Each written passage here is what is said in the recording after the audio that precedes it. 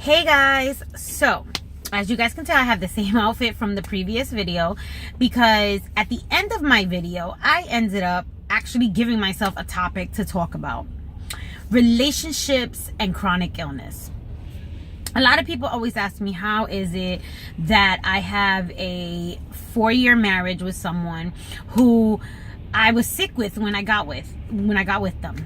And I always think about how to answer this question because a lot of people feel like, oh my God, I'm never gonna find anybody because I'm so sick. That's not true. When I first met my husband 4 years ago, I knew I was sick. I didn't know exactly what I had. I knew I was really bad because I was losing weight, gaining weight. I was throwing up. I had been like that for years. And when I met my husband, I was actually in the testing phase,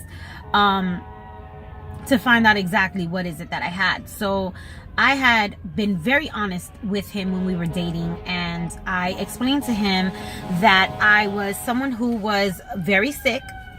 I didn't know what I had.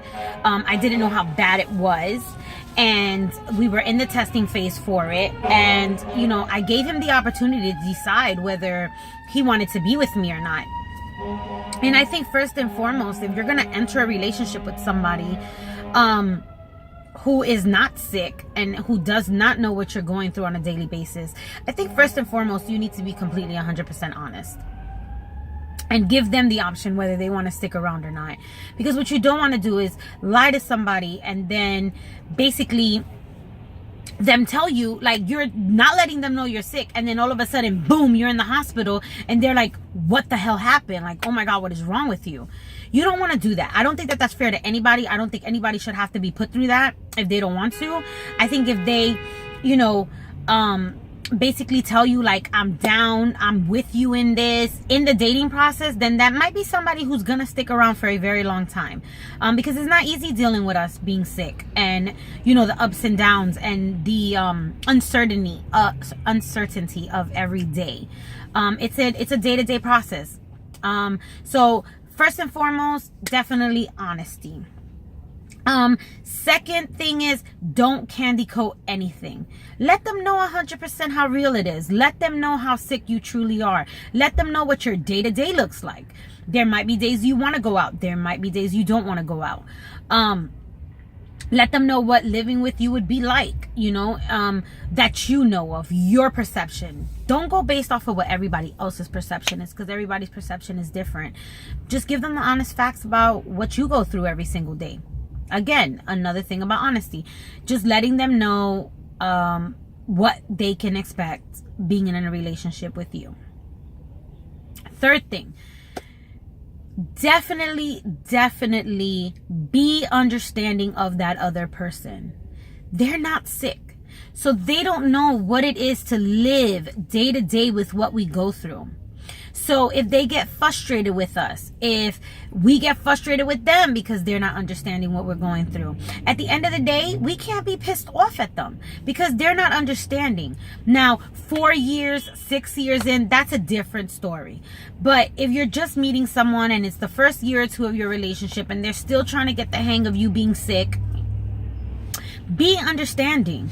Don't be an asshole about it. Don't tell them to fuck off. And definitely don't treat them like shit because they don't understand. That is what we're there for. That is what we need to explain to them. And I'm very sorry. I have really bad nausea right now. So I'm really trying to blow it out. And it just keeps like hitting me right here. So at the end of the day, be understanding. We want people to be understanding of us. We have to be understanding of others. We can't just expect people to know 100% what to do when it comes to what we need and stuff like that. Okay. Number 4 is compromise. Okay. So we know that we're sick a majority of the time. So if someone plans a date for us and we're not feeling good, say, hey, you know what I'm saying? I can't do the date today because I'm not feeling good. How about we do the date tomorrow? Or later on in the evening. Can we adjust the time? Don't just say, I don't fucking feel good, so I'm not going anywhere. So yeah, that's what you're going to have to deal with. No, because if they took the time out of their day to plan something with you, And this is whether it's a female or a male relationship, you know, whether there's a male or female chronically ill person, you know, you want to be and tell the person, you know what, I will compromise with you. Can we do that? Don't just off the rip be like, well, you're going to have to do what I have to say because I'm sick. No, that's not the way it works. And that's how you start pushing people away. Okay, which leads me to, I think it's either number 5 or 6. To be honest, I'm not counting anymore. Pushing people that love you away. This is a big one for me, especially because I tend to push my husband away at times, especially when I'm feeling really sick. And I will make really dumb asshole statements like, you don't gotta be married to me. You don't have to be with me. You can leave. You have the opportunity to not have to deal with this illness. I don't. And I have to sit back and freaking apologize, which I hate doing, because at the end of the day, that's wrong. And you're not supposed to do shit like that. Like, you're not supposed to talk to people that way. So I catch myself doing that sometimes. So, you know, I have taken positive steps into not pushing him away. So whenever I feel that thought or that thing gonna come out my mouth, I sit back and I tell him, can I have a minute? Just give me a minute. Let me gather my thoughts and let me come back to you. Because I don't want to push my husband away. You know, I don't want him to feel bad because I'm sick. It's not his fault. It's nobody's fault. So I definitely have seen a lot of people push people away that love them because they're sick. At the end of the day, you don't have to push people away.